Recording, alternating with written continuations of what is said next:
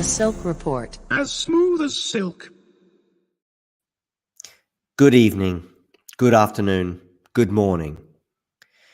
2 words, but I've got 2 alternative words with which to bring today's podcast to a beginning. Can you bring something to a beginning?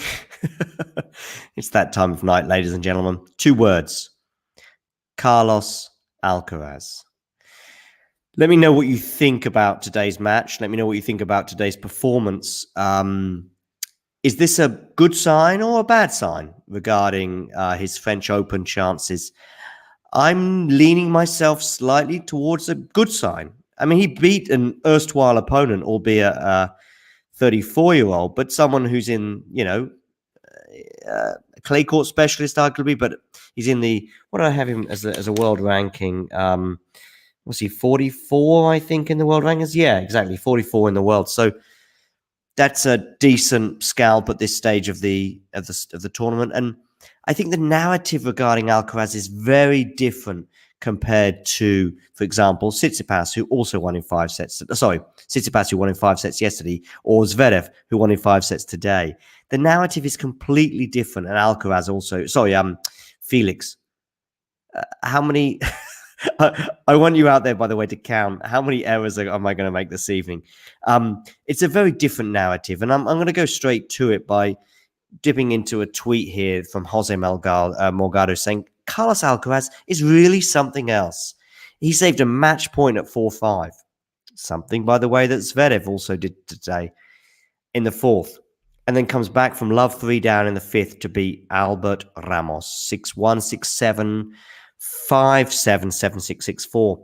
And that 5th set, by the way, was equally insane. As Morgado touches on there, being 3-love down, but even when it was back on serve, there were so many moments here and there, nip and tuck. And I think one of the things with Alcaraz that maybe many people are thinking about is what is he like? We can see him, how he's winning Masters 1000s over 3 sets, etc. What's he like over 5? But we've also, don't forget, he beat Tsitsipas at the US Open in 5 sets last year. He went 5 sets with Berrettini, and that was super tight. And who knows how that could have gone and how his tournament could have gone if he managed to prevail from that. And hats off to Berrettini for that victory, by the way. And here again today. So it's not like a guy who's winning tournaments that are best of 3, and then we have no idea what he's like in 5, because we're beginning to build a bit of a catalogue here, or a bit of a back catalogue here with Alcaraz in 5, and it's looking pretty good. And why is the narrative different with one of the favourites, if you like, or one of the possibles, along with Tsitsipas, along with Zverev, if you like, in that group of wannabes? Why is the narrative different with Alcaraz compared to them? Well, it's quite simple. One is 19. One is appearing on the scene. One is blowing opponents away. One is hitting left, right, and center, sometimes missing, sometimes getting on the line. And other players are out of form, in Tsitsipas's case, or just not showing it, and really rarely showing it in Zverev's case. And these guys as well are in their mid-20s. When Tsitsipas burst on the scene, if you like, in the Australian Open in 2019, beating Federer, then you get a bit of leeway.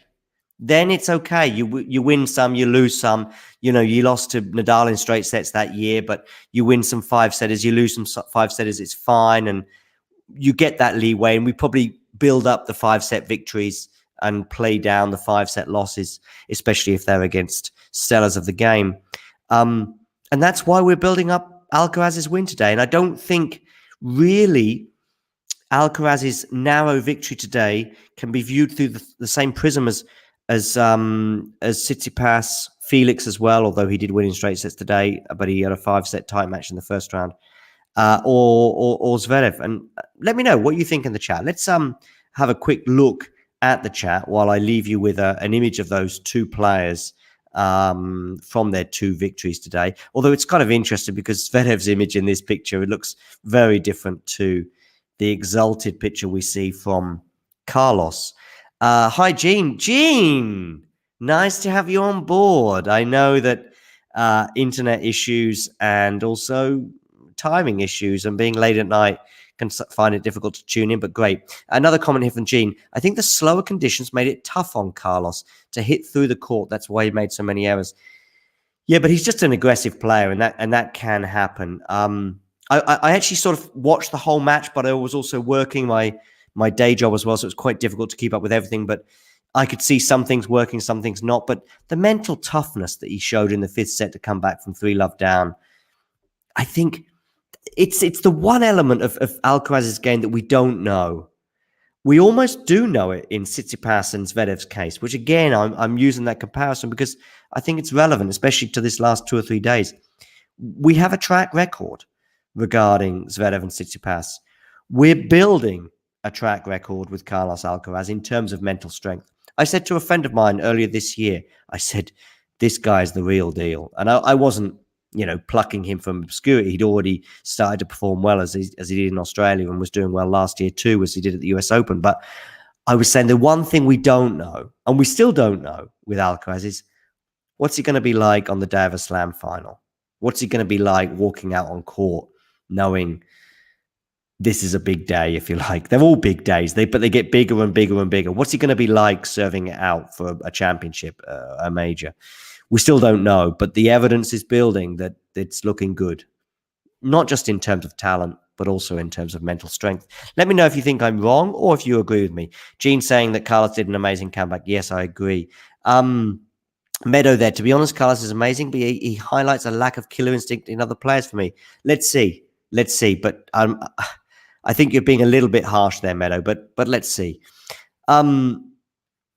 Okay.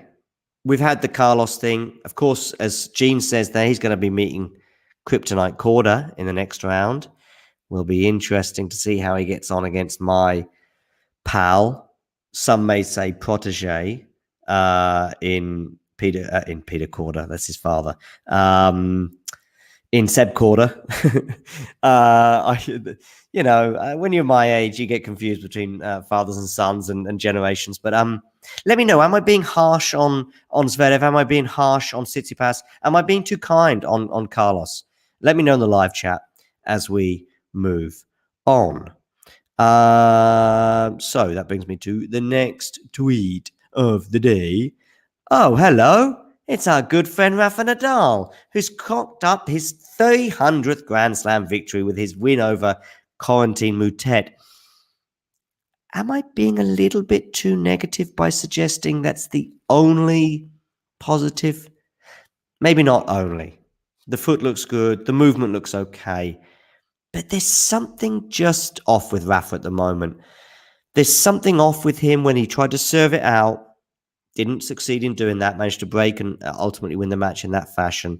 There's something slightly off as well in terms of the fact that he lost his serve, played a loose game at the beginning of the third set there. And managed to make that third set an uphill battle, if you like. Even his bandana seemed to be slightly off. It was just slightly curved at the end there, as eagle-eyed observers would have noticed. Is it me, or is there something slightly off? It's more of a concern in a way. It's more obvious than last year, I think. I think perhaps I've still got last year in mind with the build-up that he had, and wasn't ideal in terms of performances last year at Monte Carlo and in Madrid. And then this year, kind of similar, but in a way worse. And then, of course, you've got the foot injury too. But like I say, that does seem to be a non-thing at the moment. Of course, we don't know how it's going to be 5 sets, pushing side to side against an Alcaraz or a Djokovic. But so far, so good regarding the foot. What's going on with the foot, by the way? I every time I think I understand how it's progressing, I get confused, and no more than recently with the defeat against Shapovalov and limping, and then suddenly here there doesn't seem to be any issue thus far. Let me know what you think about that in the chat. Let me know if you think I'm being too harsh on Rafa. I will move on to his potential quarterfinal opponent, and if you're wondering who that might be, it is Novak Djokovic, who actually leads Rafa Nadal in the least important slam race of all time, which is the most Grand Slam singles wins, as in game or matches at tournaments, 325 to 300, where Federer is still leading away with 369. But we all know, ladies and gentlemen, that is not the That's not the slam race that we all know and love. But talking of love, here's your man, Mr. Djokovic. Let's give him some love, giving it all, as he says. He won in straight sets today against Molcan. Molcan, of course, or Molchan, as JG told me it should be pronounced. Was a tricky third set, but I don't think it was ever in doubt. And there does seem to be a narrative building, and this is a narrative I'm building at least. And again, let me know in live chat, and I will come to you guys very soon. Don't get me wrong. I just see Djokovic getting better and better and better. From the struggles he had on the hard court, I think it was in Dubai at the beginning of March when he sort of first came back after that layoff, if you like, at the beginning of the year, to the early exit in Monte Carlo, to Davidovich Fokina when he just seemed to be running out of gas, if you like, to then the 250 final he made where he ultimately lost against Rublev in his hometown or his homeland, to then getting to the semi-finals in Madrid and then winning in Rome. There does seem to be a building, getting better and better and better. And to be honest with you, his performances in the first two rounds have left a very different impression on me compared to the performances of Rafa Nadal. Let's go to the live chat, see if you agree, and see what you have to say. Just scrolling down now. It was a nighttime match. Rafa never looks as good in those conditions. He failed to serve out so many matches this year, like 2 in Melbourne, as he says, at the Australian Open, and 2 in Melbourne set, and Goffin in Madrid. Yeah, that was a thing. But this, again, talking about the serve, I know it's the serving out. I know it's slightly different, but talking about the serve, Djokovic's serve.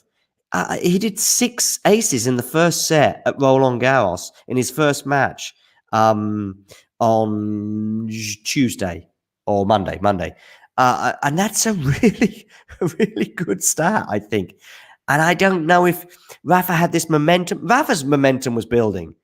And if I saw Rafa's face after he lost to Taylor Fritz in Indian Wells in that final, and I thought, I think he's lost the final. It's disappointing, but he's had an amazing year.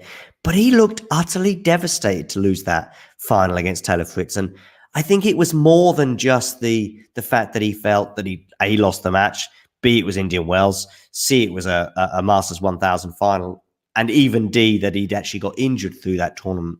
I think he knew then that there was something that was going to disrupt what he hoped to be a successful clay court season. Anyway, each match stands on its own at a major. Looking shaky early doesn't mean an elite player won't step up when it counts. Agree, Gary. Agree. And that's where I think the narrative regarding, let's say Djokovic emerges in 5, or Nadal emerges in 5, such as Djokovic against Musetti, or such as Nadal against Shapovalov, or such as Alcaraz today. I think these are the elite players. Whereas actually, I do think that when Felix wins in 5 in the first round, or Zverev faces match point and wins in 5 like he did today, the narrative is slightly different. It's a bit more of a concern, as it would be, to be honest with you, if let's say if it was Dominic Thiem, or let's say if it was Djokovic or Nadal, and let's say it was Nadal of 2015, 2016, that lull period, or if it was Djokovic in 2017, for example, 2018, those lull moments when they're winning in 5 in the first or second round, you're thinking, yeah. But yeah, no big deal. And listen, my thoughts on Rafa and Djokovic will evolve in the next couple of rounds, and who knows where and in which direction they may go. But they're both looking good, at least to meet each other in the quarters. But right now, I make Djokovic the favourite for that. Meadow, as a Rafa fan, he's given me confidence. Not full beast mode yet, but hitting the types of athletic shots that make me optimistic. Nice to hear some optimism from a Rafa fan. I am feeling just a tiny bit pessimistic. Somebody said the other day, why do you always predict Rafa to lose? Not true. I thought Rafa would beat Djokovic in the semi-final of Roland Garros last year. I was wrong. I thought Rafa wouldn't win the Australian Open. I was wrong. I seem to always get it wrong. So if you're a Rafa fan, then you'll be hoping that I'm getting my French Open prediction wrong of Djokovic going all the way.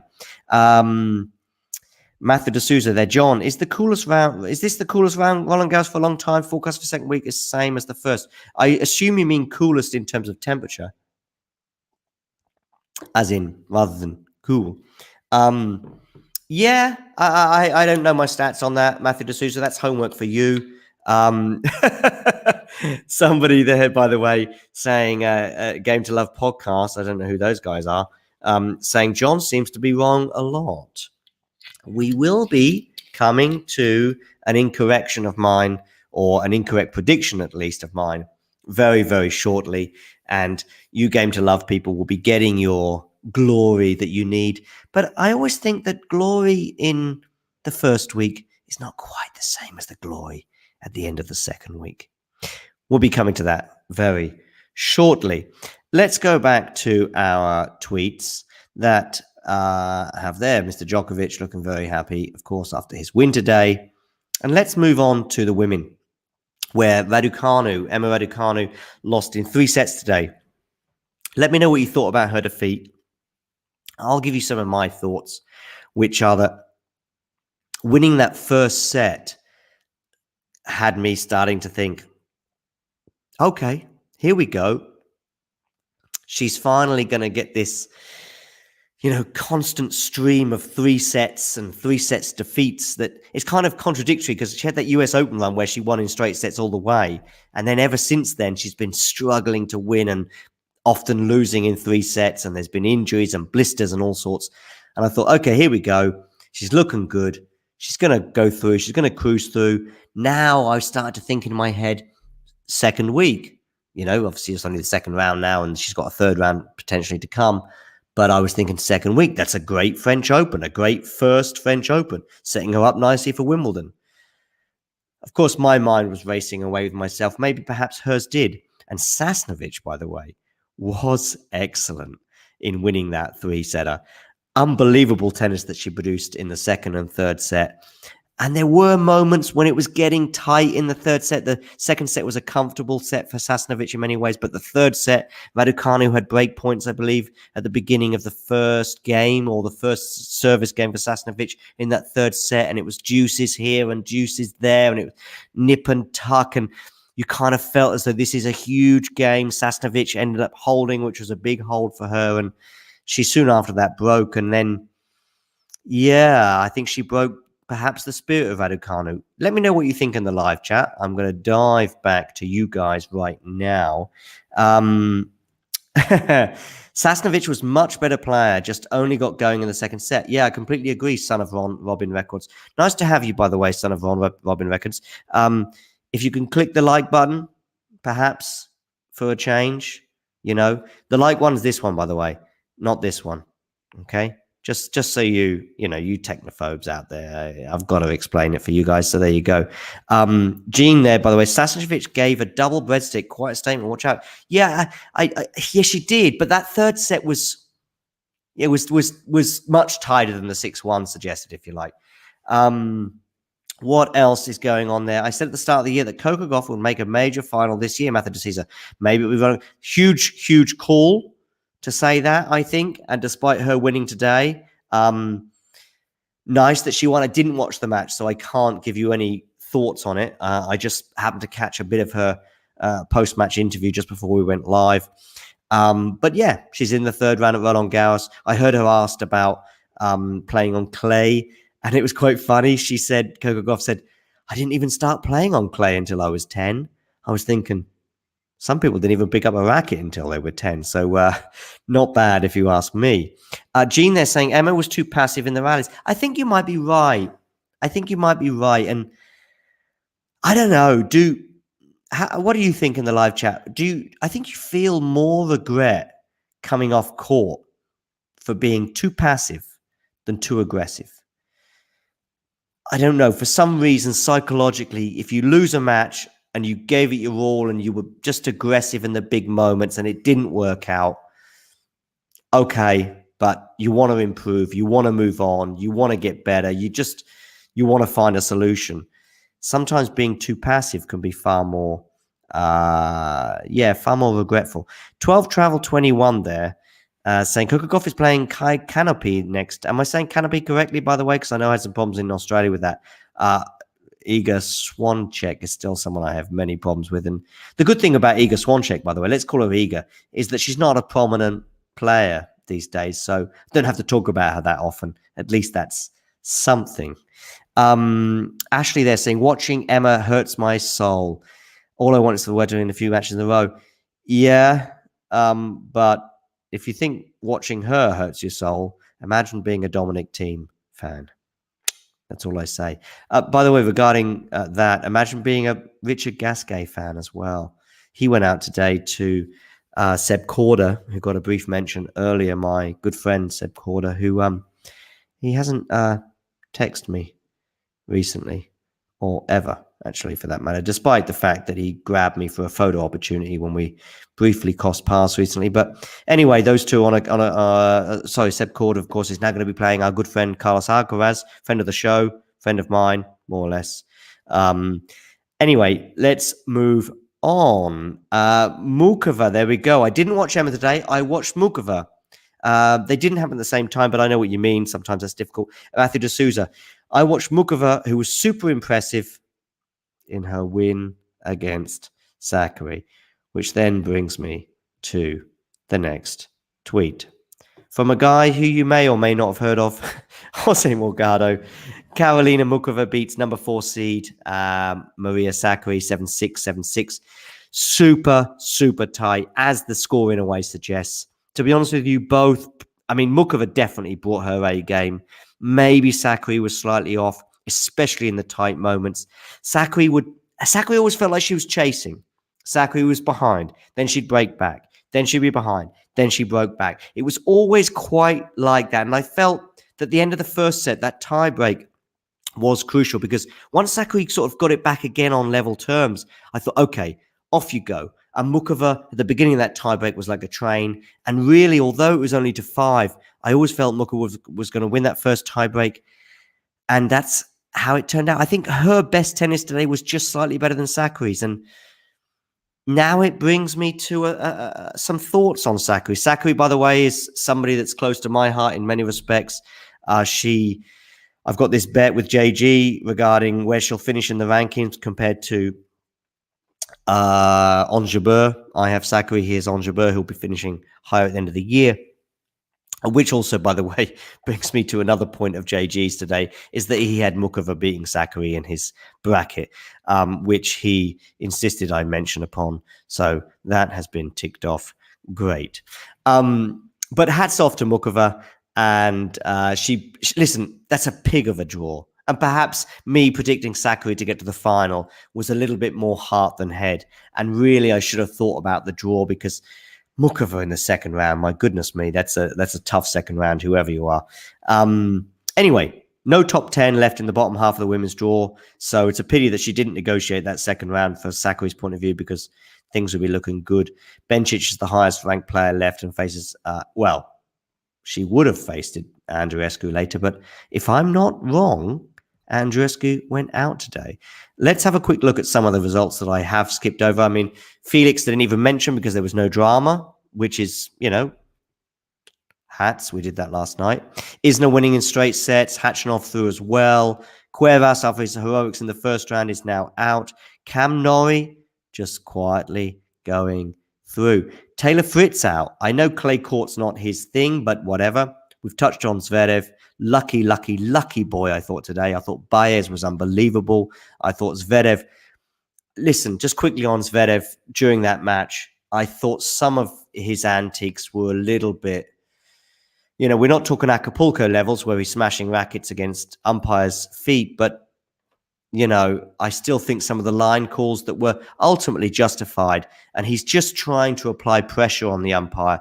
I think it left a sour taste in the mouth, put it that way. Not for the first time in Zverev's career. And it's something that bothers me. Hey, Schwartzman, by the way, unbelievable. I thought he was down and out, and I thought he was following this unfortunate tumbling role that he's been playing over the last 18 months, 2 years, since probably the French Open of 2020, where it's been going in a bit of a downward spiral for him. But well done for winning over 5 sets against Jaime Munar. We all know Jaime Munar. We know how he plays.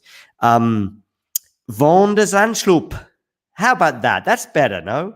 He'll be playing Rafa, by the way, in the next round after Fognini ultimately retired.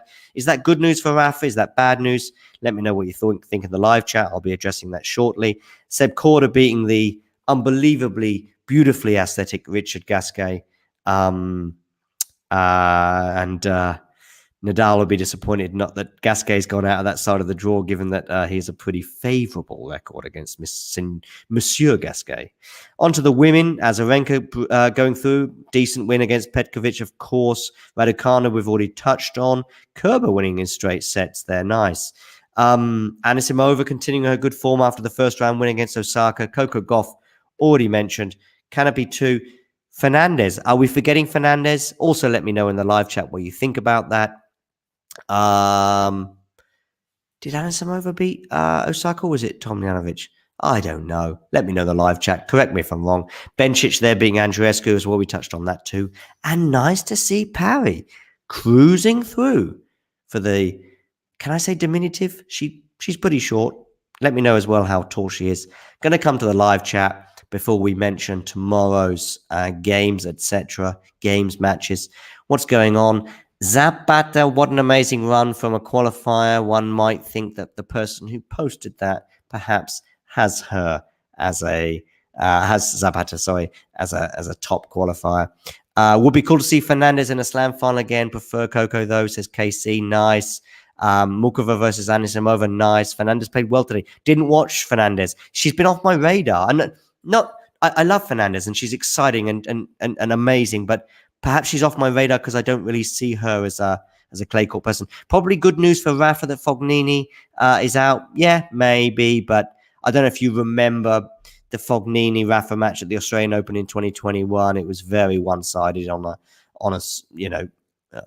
hard court. I don't know. I think Fognini's record against Rafa has been tainted somewhat after that 2-0 return victory or comeback win at the US Open a couple of years ago, or a few years ago. Okay, Korda versus Alcaraz. I wonder if that will be Friday night's match. Maybe. One thing's for certain is Rafa Nadal is not going to be playing Saturday night the same time as Real Madrid play the Champions League because he's already told us he has tickets. But I think we kind of knew that really long time ago. Still wondering about the quarterfinal that potentially will happen between Djokovic and Nadal. And I think that'll end up getting played at night, although Nadal will be desperate for that to be in the daytime for various reasons, but particularly regarding the topspin and daytime stuff. Listen, guys, if I've not mentioned anything or not seen anything unbelievable in the chat, Simon to the quarterfinals against Johnson, 6-1. Yeah, okay. Yeah, Cilic. Gasquet ran out of gas. Yeah, I love Gasquet. I love him. And a pity that he went out. Yeah, a little bit limply today. What a beautiful player. Have you decided where you're going to get your Mouratoglou tattoo yet?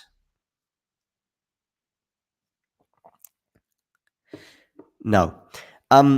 So let's bring this to a close by talking a bit about tomorrow. Tomorrow we have Iga. I hope you're all eager for Iga because she'll be very much center stage tomorrow, mainly because the men's side of the draw, in my opinion, on this every second day is a bit limp. It's the day of Tsitsipas and Sinner et al. As we see them all stumble through and manage to get to semi-finals or perhaps finals of Grand Slams. Where, by the way, they may be so fresh because they've just had such an easy half that they may end up putting up a good final against Alcaraz, Djokovic, or Nadal. But anyway, let's let Iga and some of the women at least take center stage tomorrow. Certainly Iga will be on the channel. So for those of you that want to tune in for that, would be amazing. Make sure you hit the like button. Make sure you subscribe. Hey, Marton Fucsovic is playing tomorrow. Oh, and there I was thinking that the men's half tomorrow was going to be a bit lame. Let's look forward to... Hey, Dan Evans as well. Oh, wow. And the Del Bonis serve. What more can you get excited about than that on the men's side at the very least? But the women's side, Collins, Grand Slam finalist this year. Keys Garcia. Garcia, of course, is one of those players that Andy Murray said was going to be a future world number one. I can't help but think that she has some mental frailties as well. There's something about Garcia, by the way, that I want to mention right now is She's very superstitious. I see her taking the ball that she just served an ace with again, or she's very desperate, or I don't like that in a player. I don't like that player. Oh, hello, Simona Halep. Let's not mention her coach. Swanchek against Risk there, of course, will be a huge one. Sabalenka against Brengel. Cornet, the home favourite, against a former champion in Ostapenko. One to watch out for. Thanks for tuning in. Thanks for paying attention. Thanks for listening. I don't know what you're doing right now. Maybe you're having dinner where you are. Maybe you're washing up. Maybe you're falling asleep. Maybe you're hugging a loved one. Maybe you're just waking up, having breakfast. What are you doing? Pay attention. Get back to the real world and relax. See you tomorrow.